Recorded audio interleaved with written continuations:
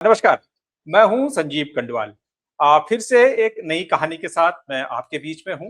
और जो कहानी है, जो विषय है, वो है इस समय आप जैसे कि जानते ही हैं कि उत्तराखंड में चार धाम यात्रा चल रही है, साथ ही साथ हेमकुंड साहिब की भी यात्रा चल रही है। ये चार धाम यात्रा और हेमकुंड साहिब यात्रा कई दशकों से एक ही समय में चलती हैं, एक साथ चलती हैं। एक तरफ हिंदू धर्म की जो तीर्थ यात्री हैं, वो बद्रीनाथ, केदारनाथ जी की यात्रा करते हैं और साथ ही साथ उसी रूट पर लगभग उतने ही मार्ग पे जो सिख तीर्थ यात्री हैं वो हेमकुंड साहिब जी की यात्रा पे जाते हैं।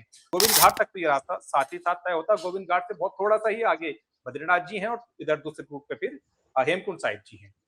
लेकिन इस बार एक बेवजह का एक मुद्दा बन गया। एक बेसिकली कर्णप्रयाग में एक रोड रेस टाइप का मामला था, जो बहुत ही लोकल टाइप का मामला था।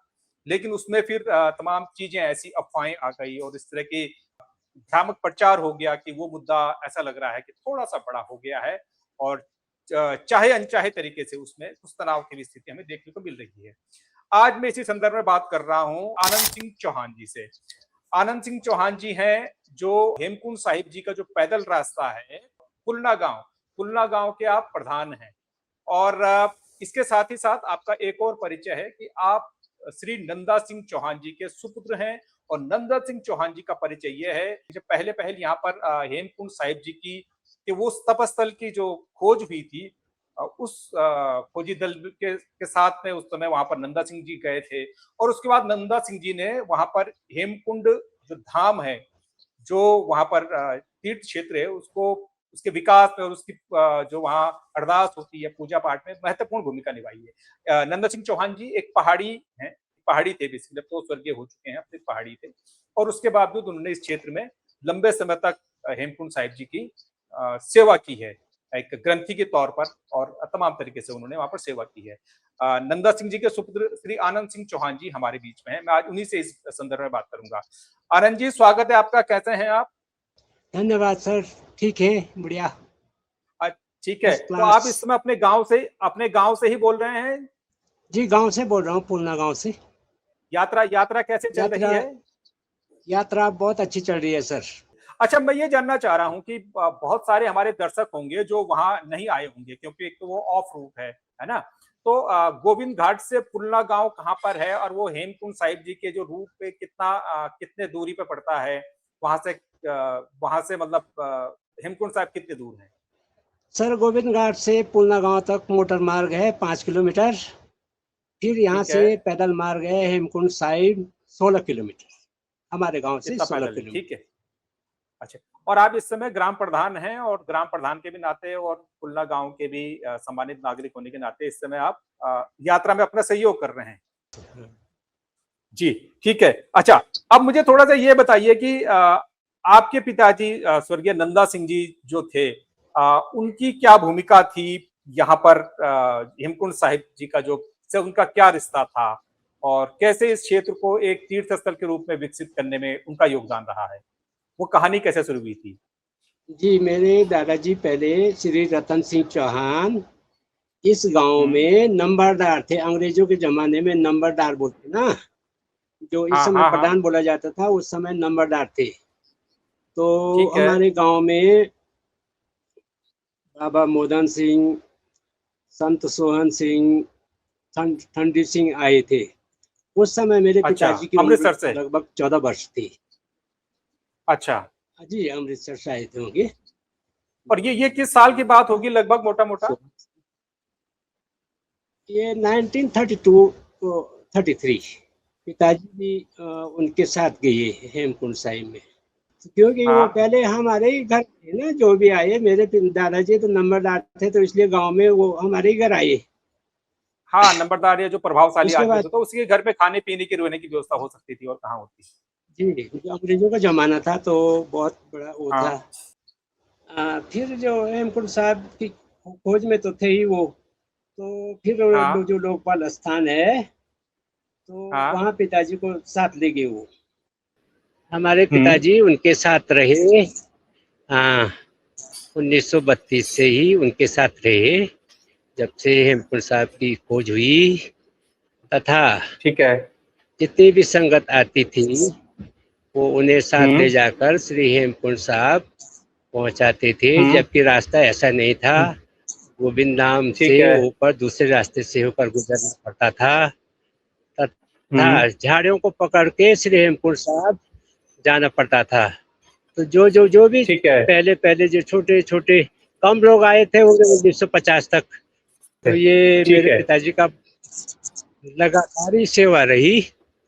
और मुख्य जी। ग्रंथी के रूप में भी जो हेमकुंड साहिब थे उनका कार्यभार दिया गया। कब तक उन्होंने ये सेवा की ये वहां हेमकुंड साहिब सेवा तो गुरुद्वारे में मुख्य ग्रंथी के तौर पर अरदू से? पिताजी पिताजी बोलते थे 35 वर्ष तक उन्होंने ये सेवा की। अच्छा अच्छा। के बाद भी हमारे घर में बहुत संगतें आती रहती थी जी। वो बहुत इतिहास बढ़िया बहुत बढ़िया। इतिहास पिताजी से गुरबाणी तो करते ही थे, वो हमेशा ही करते थे। अच्छा। लगभग 3-4 हाँ। घंटे तो प्रत्येक दिन अच्छा। करते भी थे। हाँ ठीक है। तो मेरे पिताजी ने पोस्ट ऑफिस में भी काम किया। पोस्ट ऑफिस में भी काम अच्छा किया। हमारे गांव में पहला पोस्ट जी। ऑफिस हमारा ही था। मैं ये जानना चाह रहा हूँ कि आपके पिताजी ने, वो तो एक पहाड़ी गढ़वाली थे, चमोली जनपद के रहने वाले थे, और उन्होंने फिर हिंदी तो सीखी होगी, जी अंग्रेजी भी उस समय में अगर थोड़ी बहुत सीखी होगी। गुरुबाणी कैसे सीखी उन्होंने, गुरुमुखी कैसे सीखी? जी, एक संत थे, संत दरवेश जी हरि जी, देहरादून हम्म। के।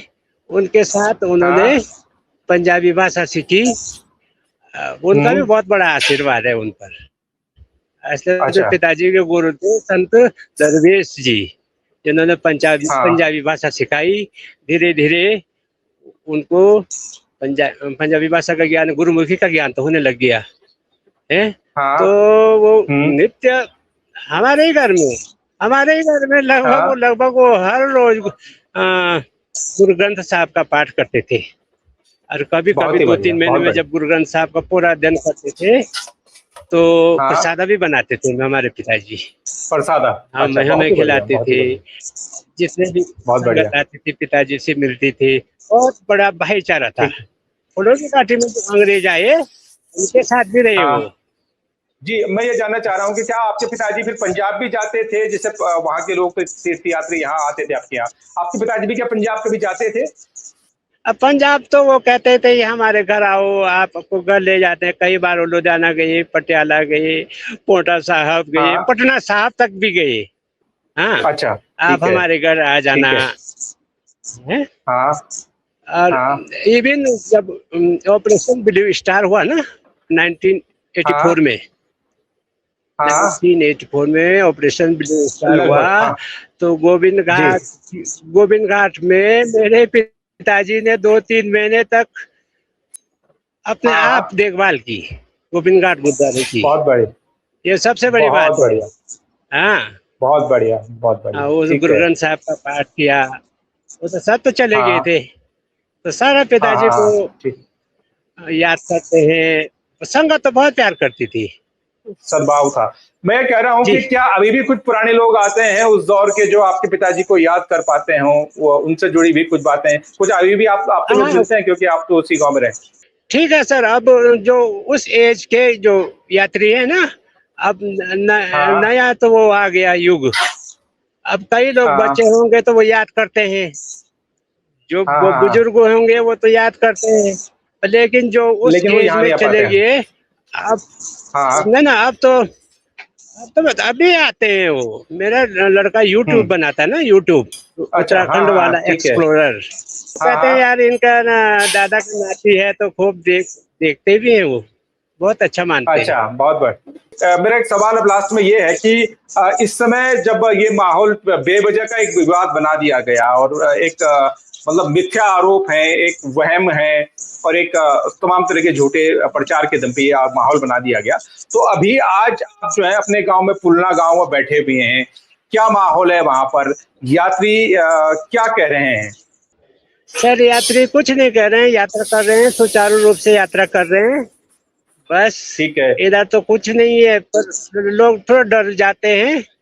पर ऐसा तो कुछ हाँ। नहीं है कि यात्रा तो वो अच्छे ढंग से करते हैं, गुरु भाव से करते हैं, उनके लिए कोई परेशानी नहीं है। कोई परेशानी? तो पुलना और भ्यूंडार गांव के दो ही गांव वो वहां पड़ते हैं, तो आप लोग तो पूरी सेवा सत्कार में या जो भी अपना कारोबार है उसमें जुटे होंगे आजकल, सब हंसी खुशी का माहौल है वहां पे? हाँ सर, थोड़ा मोटा छोटा मोटा हो जाता है, उतना वो नहीं है, वो तो उसी समय निपट जाता है। हाँ ठीक है, कुछ में अभी ठीक है, मतलब माहौल स्टैंडिंग हो जाती है ना। ठीक हाँ है। ठीक है। अच्छा, मैं ये जानना चाह रहा हूँ ठीक है। चौहान जी, मैं ये जानना चाह रहा हूँ कि आपके पिताजी लंबे समय तक गुरुद्वारे की सेवा की, वहां पर वो ग्रंथी भी रहे और तमाम तरह की उन्होंने भूमिकाएं निभाई हैं वहां पर हेमकुंड साहिब जी के धाम को स्थापित करने में और तमाम चीजों में। मेरा ये आपसे सवाल है कि क्या आप भी थोड़ी बहुत गुरुमुखी जानते हैं? क्या आप भी कुछ हमको उस पवित्र ग्रंथ से कुछ सुना पाएंगे? सर मुझे तो उतना तो है नहीं, पर लेकिन अच्छा, अब क्या बताऊं, मैं थोड़ा थोड़ा चलिए मैं ऐसे ही बोर्ड पर सीखता रहता हूँ। सुख बेले शुक्राना, दुख बेले हम्म। अरदास, हर बेले सिमरन। जब मनुष्य सुखी रहता है ना, उस समय भगवान का हाँ, शुक्र अदा करना चाहिए, दुख में बहुत अरदास बढ़िया, करना चाहिए, विनती करनी चाहिए ठीक बहुत हो बढ़िया, जाए, और हर समय बहुत ही बढ़िया। उनका स्मरण करना चाहिए। ठीक है सर। स्मरण करना चाहिए, हाँ वाहिगुरु वाहिगुरु। और ईश्वर हम सभी को सद्बुद्धि दे, हम सभी को सद्भाव के मार्ग पे आगे बढ़ाए। चलिए, धन्यवाद आनंद सिंह जी, ये आपने ये शानदार बातचीत हमारे साथ साझा की, अपने पिताजी से जुड़े हुए और पूरी यात्रा से जुड़े हुए। बहुत तकनीकी बाधाओं के बावजूद ये बातचीत हम यहाँ पर कर पाए हैं। आपका बहुत बहुत धन्यवाद। और जैसे कि आपने ये लास्ट में कहा कि ईश्वर का स्मरण करना चाहिए, हम सभी जो ईश्वर का स्मरण करें और ये पुनः प्रार्थना करें ईश्वर से कि सद्भाव दे प्राणियों में, जैसे कि कहा जाता है कि प्राणियों में सद्भाव हो, सद्भाव हो, सभी जो है जी, सद्भाव के मार्ग में प्यार आगे होना बढ़े। चाहिए। प्यार होना ठीक है चाहिए। सर। आपका हाँ। बहुत बहुत धन्यवाद। धन्यवाद चौहान जी, बहुत धन्यवाद।